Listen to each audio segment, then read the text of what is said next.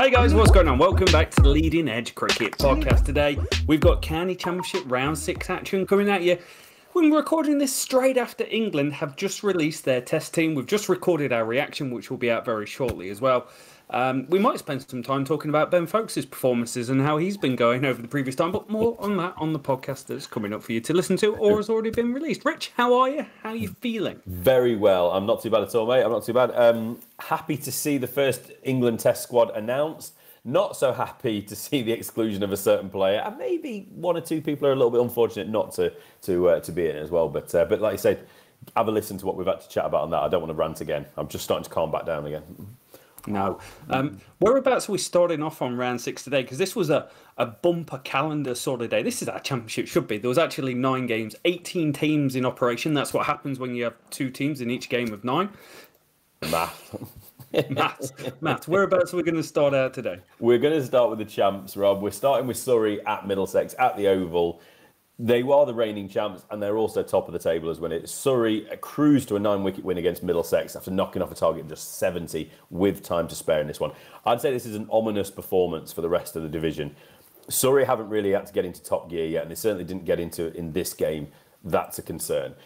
So Surrey reduced Hampshire's 209 in the first innings. Impressive seam performance. Dan Worrell, 5 for 48. All 5 of his wickets, though, came in a ridiculous spell of 5 for 1. Something special about that. Gus Atkinson, 3 for 18, while Kemar Roach, 2 for 62. Sam Robson for Middlesex, top scored with 76. Peter Milan, 66. A second wicket partnership took them from 14 for 1 even, to 166 for 2 when Robson departed. They then were all out for just 209. Not so good. It was the top order that's been failing Middlesex earlier in the year. The rest of the card did their job of that this time. A bit of a remarkable effort for both teams. Surrey, in reply, solid 380. Talented Jamie Smith, top scorer with 97, whilst Rory Burns hit 88 with a ball. Ethan Van Brent and Ryan Higgins both took figures of 3 for 87. Middlesex, starting with a 171 run deficit, were dismissed for an improved 240. All 6 making starts, but none getting going. Higgins top scoring with 42. Jordan Clark, main man of the second innings, 4 for 25 for him, while Sean Abbott, 3 for 31, another 2 for Atkinson. A manageable 70-run victory.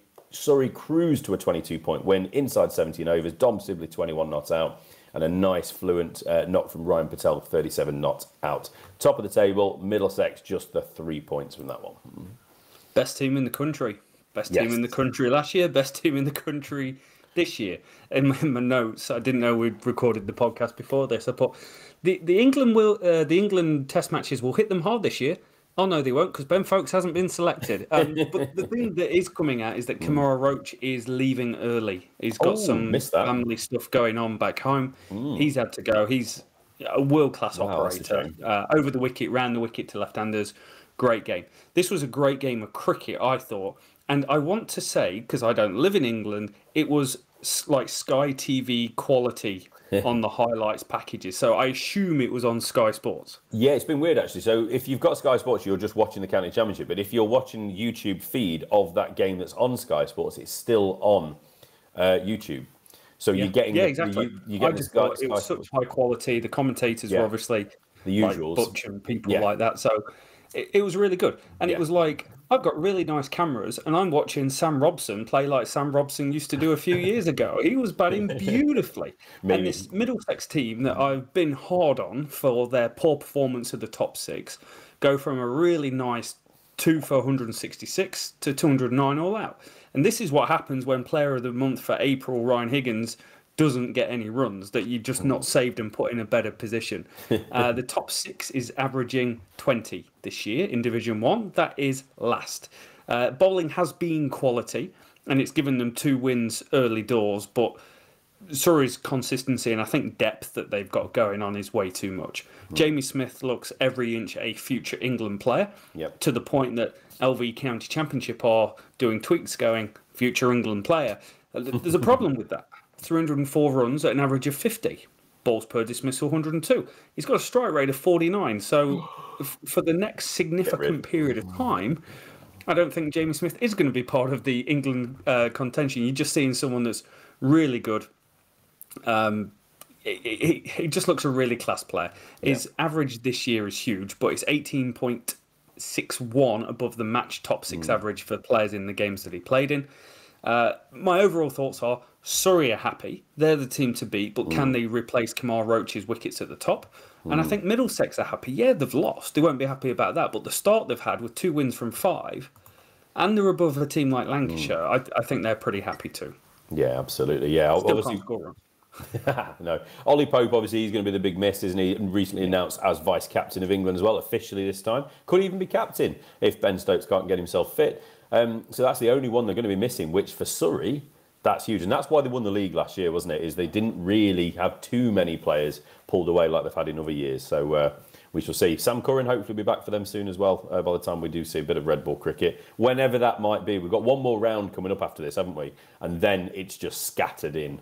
Sprinkled in amongst all the white ball cricket. And then, as Rob likes to remind us all, we're not allowed any in August. No, zero. Driest month of the year. Not allowed.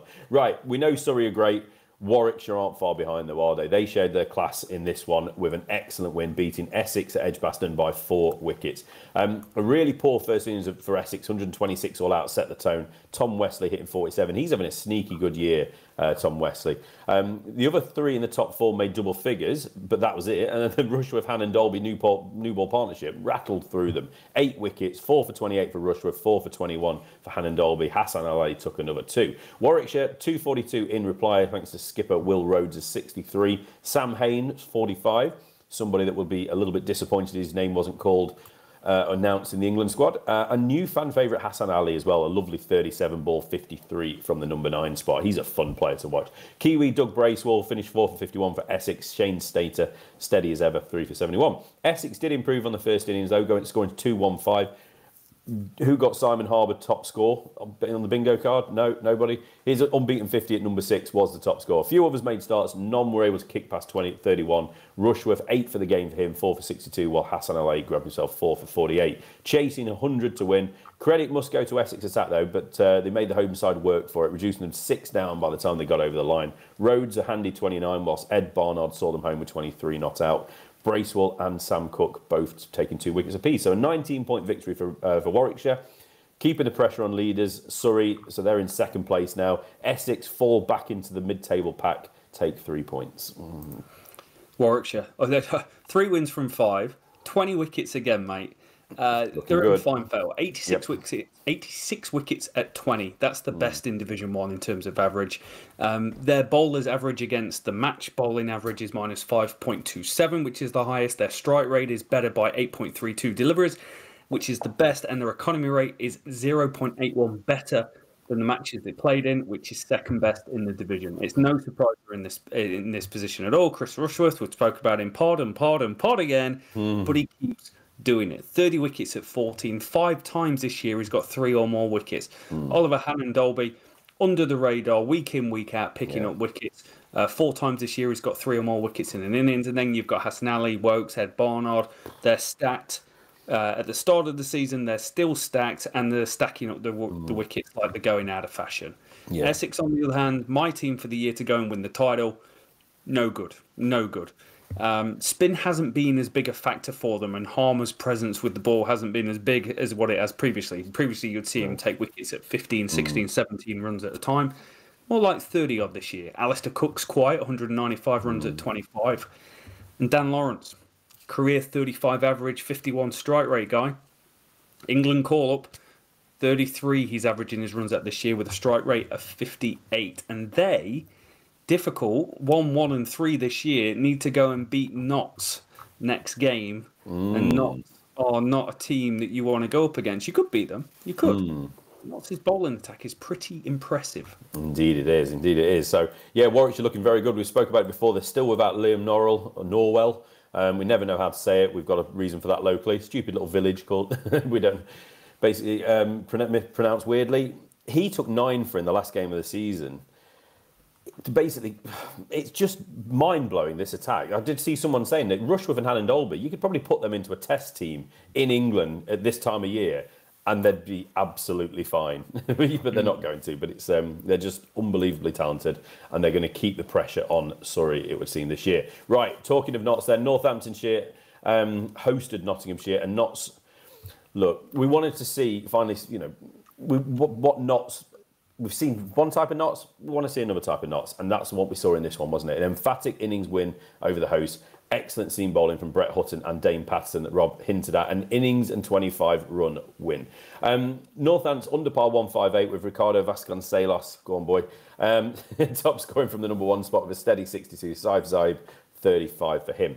Brett Hutton, though, did the damage. 5-wicket haul, another one for him. An impressive 5 for 37 in 18.1 overs. That's his third 5-for so far this season. Brett Hutton is having a storming campaign so far. In reply, Notts batters, inauspicious start, isn't it? With Duckett and Hamid both departing inside 14 overs. Duckett going for 36. A low-scoring game. The middle order helped Notts post a score of 255, though. Somehow, miraculously enough to earn an innings win. Joe Clark top scoring with 76, second 50 for him of the year, whilst Matt Montgomery and Mulaney also chipped in with useful 20 odds. There were also 33 extras I noticed in this one as well. In a really low-scoring game, that's sloppy as Northants. With the ball, 20-year-old all-rounder James Sale, son of David, Northants royalty, took 4 for 24 off just 6 overs. Tom Taylor, 4 for 59. And they had a new Aussie seamer in. They've had Chris Tremaine this year. Lance Morris couldn't come over because of injury. So they've got another, Jordan Buckingham, 23-year-old South Australian, 25 wickets in 7 Sheffield Shield games for him. He got 1 for 48 off 19, a steady debut for him. So behind by 97, Northants then collapsed to just 72 all out. Hand Notts the win. Only Saif Zaib in double figures, 26. Dane Patterson blasted them away, 5 for 16 off 10, whilst Hutton took 2 for 19. Mulaney and Lyndon James, the other wicket takers. 20-point win inside 3 days. Very disappointing Northants to take 3. And a quick injury note on this one. England hopeful Ollie Stone's going to be out for 5 to 6 weeks. Didn't play in this one. Picked up a hamstring injury in their recent game against Lancashire. Second hamstring of the year gone behind Jennings. I'm going to start with Northants on this, and I wasn't going to, but they are bottom. They are struggling. I think we said Kent and Northants maybe relegation, and I think the Cricketer magazine did as well, which is gospel. Unfortunately, their performances aren't quite up to the level that's going to make them stay up. Their openers average is 19 this year combined, which ranks 9th in the division. Top 6 average 21, which is last. And their overall average is 18, which is last. But one of the interesting ones that I look at, because Middlesex have been poor, but Ryan Higgins gets them out of trouble. Their 7 to 11 in the order is averaging 10. Like way last. They are getting blown out the water near the end. The bowling is okay, but if you can't score any runs, you're not going to survive. That's just how they are. But they did get Vasconcelos coming back to a bit of form. He's been pretty poor this year, but the last 2 weeks he's got back-to-back 50s. He's only averaging 23, but you could see in that first innings it clicking. He looked really in control at times and looked really good. I did a piece on Brett Hutton a couple of podcasts ago and touched on his form, but he is such a good bowler. He's third time this year, second 5-for in consecutive weeks as well. Since 2021, he's not played heaps of cricket. I think he struggles with injuries at times, but 78 wickets at 21. That's such a good record. Moves it around, good pace, does bits both ways. Career match average of 2.52 less than the matches that he played in. And he is one good game away from having a bowling average in his county championship career less than 25. That is mighty fine effort. Someone that's gone under the radar with a few injuries over the years. Yeah, he's a rotational piece at Notts, isn't he? I think generally you wouldn't have him in your first 3 seamers, but he plays throughout the summer. And I think he might have played at Northants as well in his career as well. So if I'm right in saying that, it's a nice little performance from him in this one. And Dane Patterson as well. He's having a really good year as well. Had an exceptional summer last year. He's under the radar a little bit, I think, so far this year, but he's doing very, very well again. Quick note on Liam Patterson-White. He's not really getting the opportunity. He was dropped against Lancashire. I think he was just dropped. I don't think it was for injury. They didn't need a spinner. And he's not on his own in county cricket this year. It doesn't seem like there's any spinner out there that's performing or taking wickets. It's quite remarkable, really, that we want to have these spinners coming through. Even Rehan Ahmed, he's playing every game, but he's not really taking wickets and he's not really getting the chance to have a good bowl. So it's a really strange summer so far. But Patterson-White was leading spinner in Division 2 last year, wicket taking. Just not getting going. Just not getting in. It's a bit of a concern, really, for me, to see the lack of spinners. There's only Essex, really, that are hanging on Harmer and a bit of Liam Dawson thrown into the mix. But it's generally Harmer. That's all you've got going on in the country in terms of productive spinners. And Matt Parkinson was a a darling of county championship cricket for 2 or 3 years because he was just taking heaps of wickets. Yeah, can't really get a go. No, and that's the point, isn't it? People are just not getting balls. If you're only getting 3 overs in innings, you're not going to get much going, are you, with the ball? Sorry, go on. At the same time, it is wet.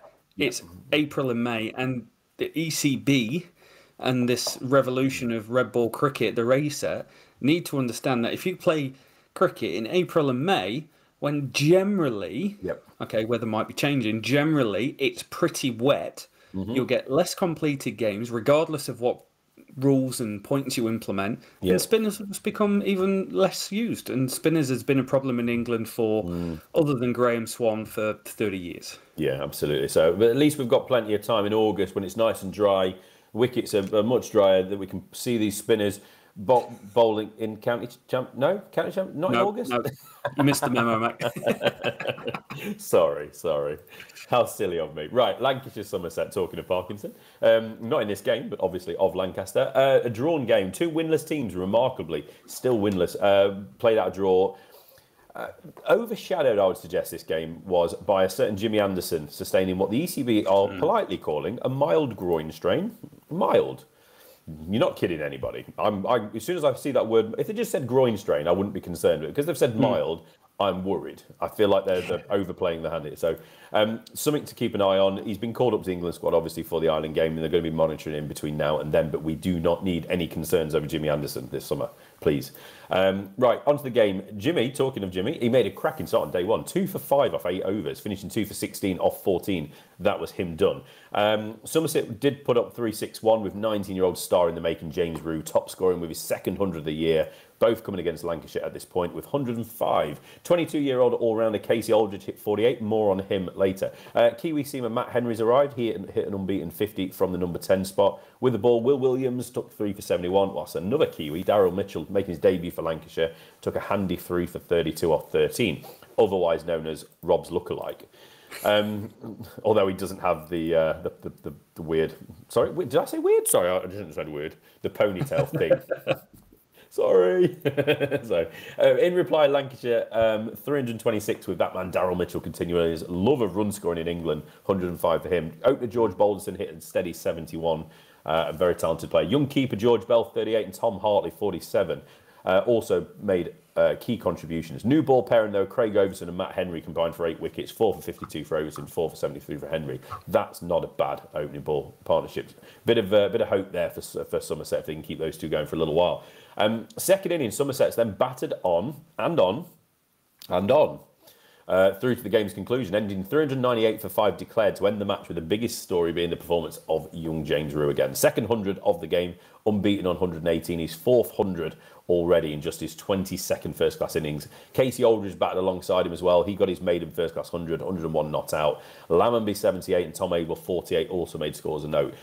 Big shame in this one, though. Tom Abel, the skipper, was not willing to declare the innings early in the afternoon, late in the morning to set up any kind of chase. Instead, they just kept on, and basically we saw one of those slightly farcical things where you have 9 different bowlers. You know, Josh Bohannon ended up taking the pads, and wicketkeeper George Bell had a bowl. It just, it doesn't devalue the achievements of Aldridge, obviously made in first class 100, or James Rew getting 200s in the game. Sensational, absolutely brilliant. You've got to put it away. But it would have been nice in the era of positive cricket to have just gone, do you know what? Let's give them, 250 to chase in a couple of sessions, and let's see what happens. I think Somerset are too scared of getting beat, mate, and coming away with no points. Absolutely. They're on 44 points just above Kent. Yeah. But it's tight, and Lancashire's only 2 points above them, and 2 points above them is Middlesex. Like, there's a lot to play for from them. Take the point, run away. I don't like it. It's like going somewhere and playing one lone striker up front by himself in football, and everyone else is tracking back the whole game. It's like, we're going to take 0-0 here, lads. Well, that's worth a 3.5-hour drive to go and watch. The 9th in the table, but if they do perform like this, they will win more games. Batting was a problem for them last year, but they're starting to really get a good basis. James Rew is possibly the most exciting player, batter in England, young player coming through since Ollie Pope. Ollie Pope got to, I'm thinking off the top of my head here, but Ollie Pope got to 4 county championship centuries in about 19 innings, I think. and James Rew's got there in about 21. So there's huge similarities, other than just being red-headed. There are huge similarities, but play the game very differently. 539 runs at 67, strike rate of 47. So when I hear people saying future England player, you are wrong. He's scoring about 30 runs too slow to make for England. Balls per dismissal, 142, 3 centuries and 150. That 50 was a thrown away century playing a reverse sweep, trying to push a game towards getting a result out reverse sweeping. So he's topping the run scoring charts in Division 1. His average above the top 6 average for the game he played in is 32.76, which ranked 6th in Division 1. Keaton Jennings is number 1 for players with over 250 runs. And he's got a match performance plus, which is the percentage of how much better you are than that, of 194. So he's almost 100% better than the top 6 players in the games that he's played in. Classy, consistent, and future England player under a different regime in the future. Craig Overton, a little bit of return for form here, 4 wickets for him. The first time all season he's got more than 1 wicket in an innings. He's been really, really cold going on. Daryl Mitchell saw the tweets on Twitter, which is where tweets happen, by the way. 9th Lancashire player ever to score a ton on debut, and the first one since pre-World War II, I think it was. World-class operator, great-looking guy, and I can't do that with a straight face. And he's a class operator anywhere in the world. Scores hundreds in Pakistan, scores hundreds, multi-format, just a really consistent player. And he's a much better addition to this team than Colin de Grandhomme is, in my opinion. He's a much better cricketer. Lancashire winless in 5. Weather-related, I think, is what you've got to say about some of them. But can they go and beat Hampshire next week? That's going to be a difficult challenge. But then you've got this great bowling attack against the batting lineup that quite often performs. So that's going to be really good to watch. Yeah. And Somerset without a win. But next week, Middlesex. So there's a chance. Middlesex are batting poor and bowling well, so you never know.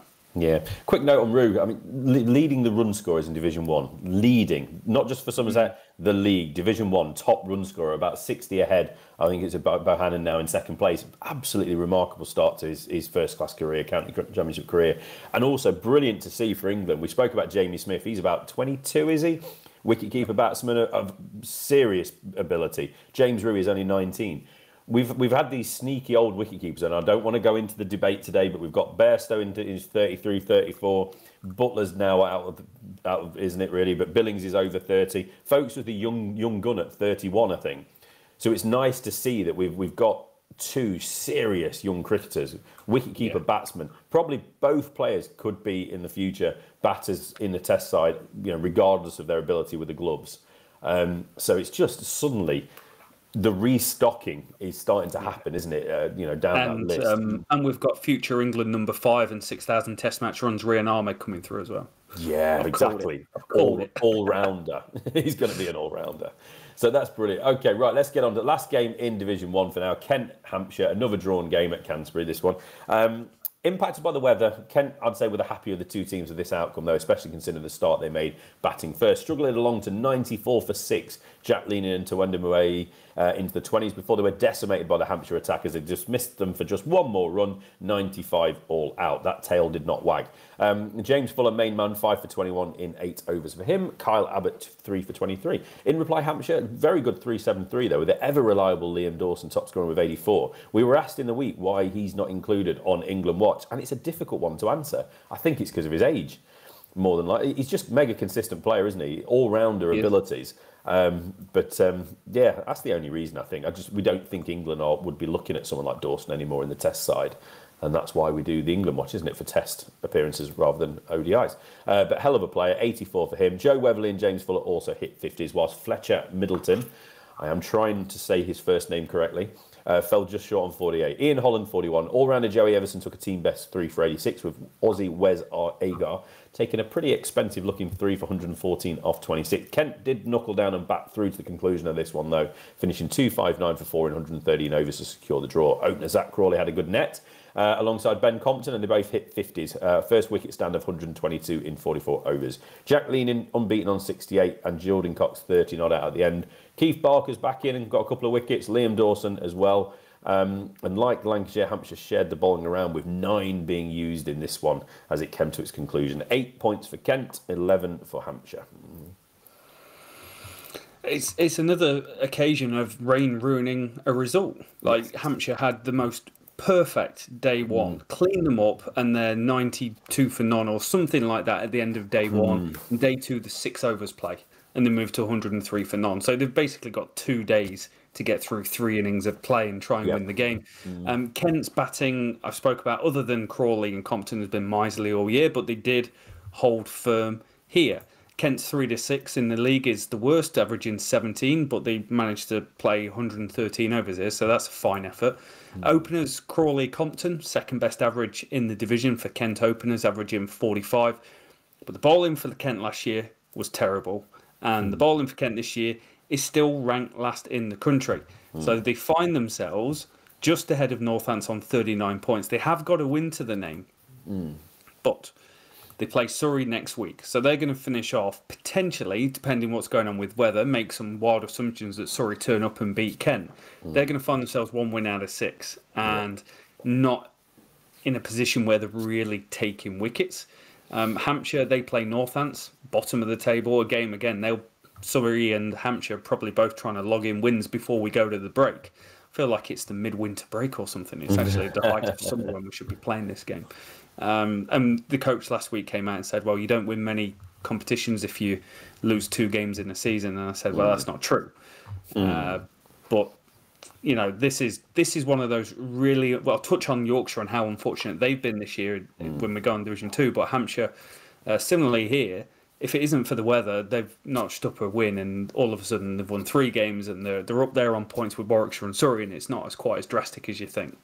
Yeah, absolutely. So let's have a look at the table then. We said Surrey are still top. So everyone's played 5 games, actually. It's quite remarkable after the way this season goes with fixtures.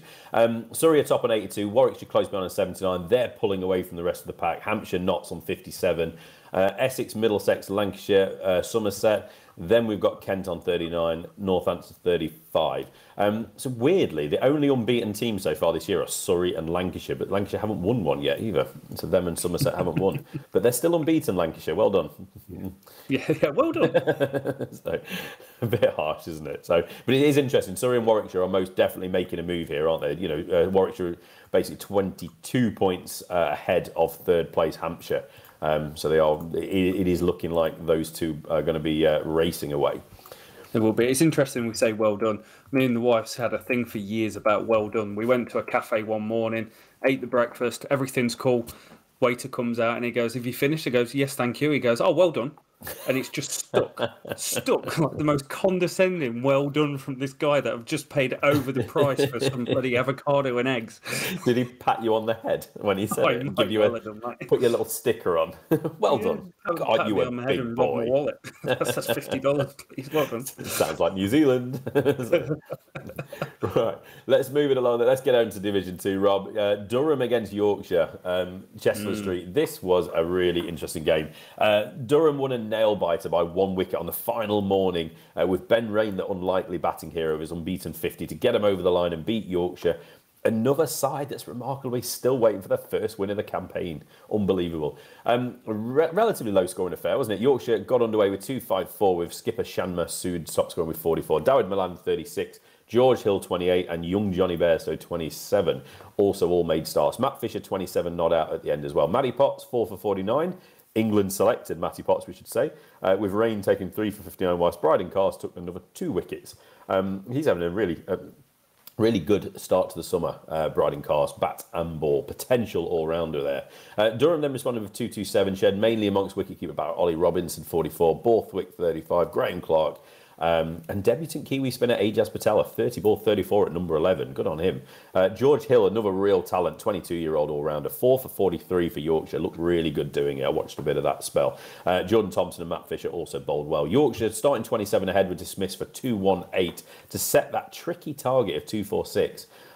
George Hill 51 though, as well as 44 from Milan and 36 from Bairstow.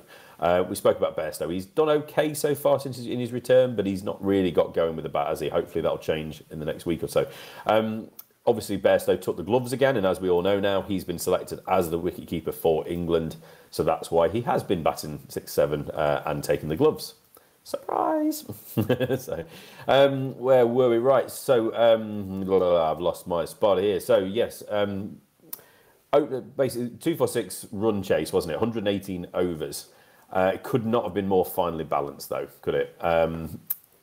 Alex Lee's 38, Michael Jones 56 did pretty well. Lee's coming in at over 100 strike rate though, but Yorkshire just kept chipping away, and throughout the middle order, Ben Rain took the crease towards the end of the final day, didn't he?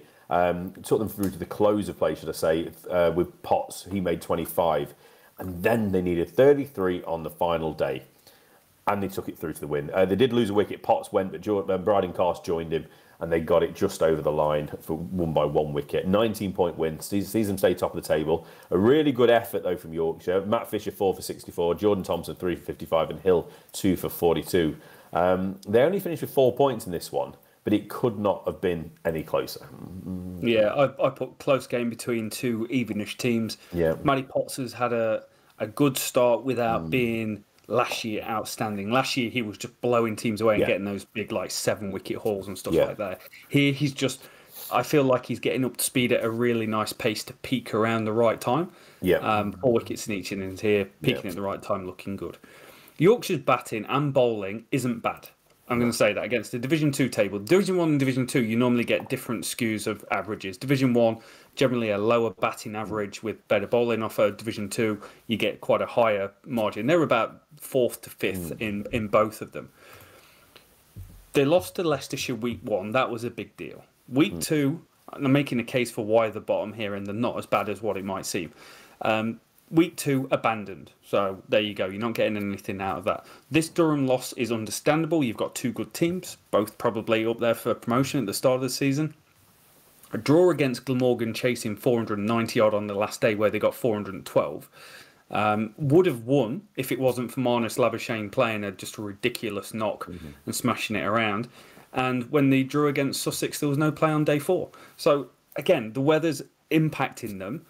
If I'm a Yorkshire fan, I'm going, oh, this is really frustrating. We've not won in 14 games. It's not as bad as you think. There are other factors going on here. Durham, great core team, built well in the off-season, second highest batting average in the division, and the best bowling unit. 88 wickets at 26. Ben Rain's 50. First ever 4th innings 50. There's a fun fact no one asked for. 15 50s in his county championship career, and 1 county championship century at an average of 22. Yorkshire are done. That's them done. They're going into the midsummer break. I don't like saying it. Midsummer break with no wins. But Durham travel to Gloucestershire, who's down at the bottom of the table as well. So they've got a real chance to put even more room between them, because they've got a 20-point gap at the moment. Yeah, absolutely. And credit to Durham as well. They've had some injury problems, haven't they? And it seems to be have injury problems in the same position. They were supposed to bring over Todd Murphy, the Aussie spinner who's in the Australian Test squad. He was injured before he could even play. So they brought in Matt Kuhneman, another Aussie Test spinner. He played and did really well to start the summer. He's been injured, so he's had to go home. So now they've signed Ajaz Patel, 34-year-old Kiwi spinner. You know, in a position like that, they seem to be about the only team that are really going after and playing a decent spinners. And Kuhneman had a really, probably if you had a look at team of the year so far and you had to get a spinner in it, I'd say Kuhneman has been the best spinner in cricket this year. So fair play to them. Just want to have a little note on Yorkshire as well. Really disappointing this is. Matt Milnes, their seamer, they signed from Kent over the winter. He's been told he's going to be missing most, if not all, of the season after suffering a reoccurrence of a lower back stress fracture that first showed up last year. Really bad news for the 28-year-old. We played cricket with his dad and his brother and whatnot. He played a bit, didn't he, when he was a junior? So we're fond of Matt Milnes, but also he was signed as a really important piece of that Yorkshire seam attack this year. So that's really disappointing for him and for them. Yeah, definitely is, mate. Right, on to Glamorgan against Worcestershire. Glamorgan, this one, first win of the season, an emphatic 10-wicket victory over Worcestershire in Cardiff. Thanks in large part, I'd say. Wonderful performance from your mate, Rob, Tim van der Gugten. It took his third 5-wicket haul of the season to set this win up. First up, though, Worcestershire were blown away for 109. Gareth Roderick, 39, the only score of note. Impressive seam attack of Michael Nisa, 4 for 40 for him. James Harris, 4 for 18. And van der Gugten, 2 for 28. Glamorgan 258 in reply. Nisa again, he's having a good start, bat and ball, 86 for him. David Lloyd 48 and Labuschagne 42. 22-year-old ex-England under-19 seamer Adam Finch took a career best 5 for 74 with Joe Leach, a man at the other end of his career, 3 for 55. Worcestershire battled along for 227. Plenty of starts. Roderick 36, Matthew Waite 45 as well. Adam Hose 35, main contributors. Van der Gugten again though was brilliant. 5 for 48 of 21 overs for him. Brilliant game. Jamie McElroy, we mentioned him last week. He also claimed 3 for 36. So that set up just a 79 run target that Eddie Byram and skipper David Lloyd made very short work of, reaching a total of 20 overs. Lloyd 30 not out, Byram 51 not out of 55, 20-point win to Glamorgan, just the 3 for Worcestershire. Nessa, wonderful performer, bat, ball, does it all. Year in, year out in Sheffield Shield cricket. He never let Australia down when he came in during the Ashes. He was Mr. 12th man or Mr. Pot of the squad for years for them. Just a hugely consistent performer wherever he plays. Timmy van der G, as I've called him in my notes. Sydney-born, Netherlands, playing Trent Rockets, Hobart Hurricane, Glamorgan Seamer is having a year. 28 wickets, second most in the country behind Chris Rushworth. 36% of his team's wickets. A match average. So his average against the bowlers in the matches played, minus 15.85, and his strike rate is 21 balls better than those. 8 seasons down into his career, his performance has got back to where it was. Pre-pandemic, he was kind of at this level, 136 wickets at 26.50 before the pandemic. He's come back after a couple of lesser years where he's averaging 30-31, and he's great. He's absolute gold for this team and doing really, really good. Worcestershire, my notes say, please give me the white ball reset, which is a different term for the summer. They are where we thought they would be. We weren't quite sure what it would be. They wasn't kind of enamoured with the batting, wasn't enamoured with the bowling. Batting, I was surprised they got blown away here. But the lineup's averaging 26, which is the worst in D2. Top 6 is averaging 27, which is the worst in D2. Not expected what we're doing, and the bowlers are averaging 37 in the ball. So overall, it's been a pretty poor 5 weeks for Worcestershire. They do find themselves 5th in the table, though, Rich. Not that far behind Sussex. You can make a case it's about 20 points if you want to round up. Yeah, absolutely. Well, apart from Durham, nobody else is winning, really, are they? It's a strange season so far in Division 2. Just want to quickly mention for Worcester before we move on, though. Bit of bad news here. Charlie Morris, their seam bowler, he's had to retire at the age of 30 following a knee injury. Forged a good career for himself. Started out at Devon, MCCU back in 2012 as his debut. Ended his career with 237 first-class wickets, under an average of 30, and was particularly successful in 2014 Worcestershire's promotion season, where he took 56 wickets. Very warm words from coach Alan Richardson on the news of his retirement, just saying he's a wonderful human being whose contribution on and off the field has been fantastic. I think players like that just deserve a little mention. County stalwarts, aren't they? But they're so important to counties like Worcestershire, people like Charlie Morris. Yeah, definitely. Every county's got players like that, year in, year out, high performers, great guys. And yeah, good. 30 years old isn't a very long run at it, but done better than most, and I'm sure he's pretty proud of his career. Absolutely, so he should be. Right, 2 more games to go, Rob. 2 draws. Derbyshire, Gloucestershire first at Derby. Both teams will have to wait a little longer to register the first wins of the season if this one ended all even as the weather got in the way. Ironically for Gloucestershire, who've lost more time than anyone else this year, it was quite pleasant and dry in Gloucestershire, I understand, whilst it was teaming it down in Derby. So they cannot get away from those rain clouds at the minute. Harry Kane's 108 was a highlight in Derbyshire's first innings, 2-5-1 for 9 declared. Matt Taylor and AJ Dale taking 3 wickets each. In reply, Gloucestershire, very good 3-8-3, very good. 22-year-old Ben Charles was top scorer with a career best 87, whilst Miles Hammond continued his good form with 50. Zafar Gohar 53, and seamer Matt Taylor 57 not out as well from the number 10 spot. Another career best knock there. Sri Lankan veteran Suranga Lakmal and Lewis Rees, Derbyshire veteran bowler, both taking 3 wickets. Henry Brooks 2 for him after his brilliant performance last week on loan from Warwickshire. Derbyshire's second innings was as far as this one went. 166 for 5 is all we got. Skipper Lewis Deploy 61 not out. 2 wickets for Dale and Tom Price. 9 for Derbyshire. 9 points for Derbyshire, 11 for Gloucestershire.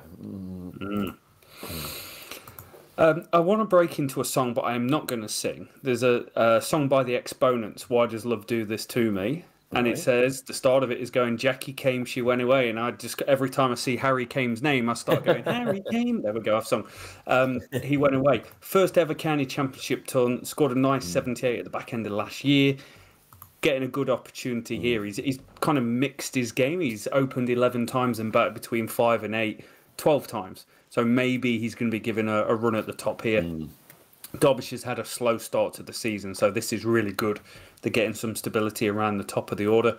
Lackmal got wickets. I've put this is a rarity. Don't see this very often. Has there been a more average overseas player playing in county championship cricket in the last couple of years? I don't think there is. 15 wickets at 40 last year, 4 at 46 this year. His average is just above the team's average, so the team's been reasonably poor with the ball during that time, and 2.29 better than the match average that he's played in. I've said it multiple times during the podcast, during these reviews, your overseas player you want a little bit more from. They need to be a little bit special, and unfortunately they haven't got that out of them yet. The bowling is getting better for them. It's up to averaging 39 and ranked 7th in the country. Gloucestershire averaging 34 with the ball, which is ranked 5th, and 33 with the bat, which is ranked 5th.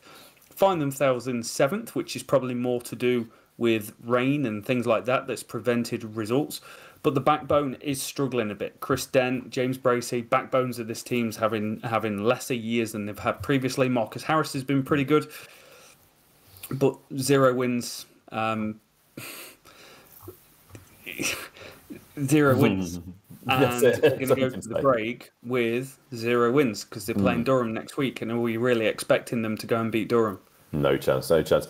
Quick note on Lackmal. I suppose we could say that maybe at the twilight of his career, he's come over as a player, but he's also helping out, with the younger players and makes him. There is all that, and probably a great guy, but just in terms of production from an overseas player, I expect my overseas player to be one of, if not the best player on the team. That's kind of what you want. And that bowling attack needs something, doesn't they? I've just noticed this with Zaman Khan, the Pakistani quick bowler, regularly clocked over 90 miles an hour. He's coming over to play for Derbyshire in their T20 Blast. You just wonder if they're obviously identifying a weakness within their squad. And although that's for the T20 Blast, that's when you start wondering, I wonder if we can get him to play a bit of 4-day stuff as well, or at least let's start a relationship with somebody like that for the future. But it's they've got to start searching, haven't they, to add something to those bowling attacks. The loans will start being interesting. We saw Henry Brooks, the impact he's had as well, coming on loan. So it's not that they're not aware, is it? So right, Leicestershire Sussex, last game we have, Grace Road, another draw. We have a game that included Pujara, Steve Smith, Rehan Ahmed, amongst others. It's just the last game we talk about, Sussex against Leicestershire, and it's got that involved in it. It's bizarre, isn't it, to say the least. Sussex batted first in this one, only knocking the game, and ended 4:30 all out. Surprisingly, though, it wasn't Pujara or Steve Smith who did all the runs. It was Tom Alsop from number 3, batted through from the 11th over to the innings close at 119th over for a wonderful 182 not out of 316 balls. Career best knock for the 27-year-old, 9th first-class 100. 19-year-old James Coles, I believe, has just signed a new contract. He hit 70, whilst run machine Cheteshwar Pujara did score 77. Is that a failure from Pujara, Rob? Yes or no? As for Steve Smith, well, another week, another LBW. This time he's removed for just 3 in a much less controversial fashion by Wihan Mulder, who finished with a nice 5 for 63. Tom Scriven, 3 for 75, and Chris Wright, 2 for 88. Leicestershire, they got 270 in the first innings with Rehan Ahmed, England's future all-rounder, top scorer with an unbeaten 59 not out of 74 balls, batting at 7. Chris Wright, useful, brisk 48 down the order, while Rishi Patel got 34 at the top. Finn Hudson-Prentice, 4 for 48, and Aristidis Carvelas, 4 for 79, led with the ball for Sussex. Following on, though, the host batted 82 overs for 295 for 5 before declaration, and the game was called a draw. Rishi Patel hit, I think, his 3rd 100 of the summer, 100 off 157, whilst Wihan Mulder finished unbeaten on 102 not out. 12 points for Sussex, 8 for Leicestershire. I'm going to start with Rishi Patel. And we now follow his mother on Twitter. You're not aware of this, But his Awesome. mother was giving himself some love, and you could see just how proud she was of Brilliant. him. Made a move from Essex, done really well for himself. 517 runs at 64, 111 balls per dismissal, strike rate of 58. Mr. McCullum, just FYI. Career strike rate of 48, but things are going in a different direction. But his career average is 32, so playing way above his natural numbers. Third ton of the season, all of them have come in the second innings of the game. Lifetime average, this is really interesting. First innings, he's got a lifetime average of 24.55 in the championship. Second innings, 43.27. Money. His last 4 scores in the second innings of games is 125, 135, 58, and 100. He would quite like to have a go at chasing something down, I think. Definitely. Rehan Ahmed, my usual case for he's going to be a more successful batter than a bowler. Time, class, unorthodox, and natural. And for all the Ryan Higgins love that I've given over this time of how he saved Middlesex time and time again, and he's the real force behind them having 2 wins. For players batting at number 7 this year, Rehan Ahmed has the most runs from an equal amount of games. 310 runs at 44 with a Rob Key loving strike rate of 70, 3 50s to his name. The guy's brilliant. You watch him play, just awesome. He looks like he loves his cricket, and it just comes across with a big smile on his face there, mate. Yeah, ultra talented, but just dynamic player, isn't he? I think that's one of the words you need to describe him with. A good word for him. Dynamic batsman. Yes, batter. Exactly. And he's got to be an all-rounder. This is the thing. We spoke earlier about, with Ben Stokes, if he's not available, who's going to play that role at probably batting 7 and giving you some overs? Maybe it's Rehan Ahmed in the future, and then you can actually pick a 4th seamer rather than that spinner. So, a lot to come from him in the future. Some cracking young players starting to make their way through the county. So we just need to have a selection that does appreciate performances in county cricket, though. That's one thing. And if anyone wondering why Rob's so snarky about strike rates not being good enough, you're not going to play for England, Rob Key's basically saying that we need to dismiss averages. Who needs averages? It's all about the other stats now. Strike rate example of one. So, and for what it's worth, I think Jack Callis had a pretty good career with a mediocre strike rate. I'm sure every team in the world would take a Jack Callis just as a batter. Yes, absolutely. The other one I wanted to touch on was Finn Hudson Prentice. Like, injury played a couple of years. Yeah. When he's on, like, there's just a spark about him when he's bowling, and it looks like he's going to take a wicket every ball. He's that sort of bowler. Nice. Just great to watch. I did write Pujara as human as well in my notes, and I gave. It was interesting because he converted his last 8 centuries since the start last year. 0 centuries. Now he's got a 50 to go with his 8 centuries. Tough times for Pujara. All top big 2022. Great season. 930 runs at 42. And a career high 182 and his 3rd score in the championship of 150 plus. Yeah, excellent. Yeah, we talk about young players all the time at Sussex, but it's a couple of older players, homegrown older players like Hudson Prentice and Allsop, obviously, that have performed so well in this game as well. It's not just leaving everything to Pujara and Smith. Smith's not had the best run. Anyone that was moaning about Smith coming over to county cricket, he's going to get the cheat code. Well, he hasn't done much yet, has he? And all we've got is Ollie Smith in the background talking about, I've already seen a few chinks in the armour. So that won't go badly at all. I love the fact he keeps getting LBW, and every single week for the last 2 weeks, we've been putting out tweets of still images of him getting LBW saying out or not out. And the first one may have been a bit dodgy off Josh Tom, but that one looks absolutely pinpoint accuracy, middling leg at a push. Gone. He's gone.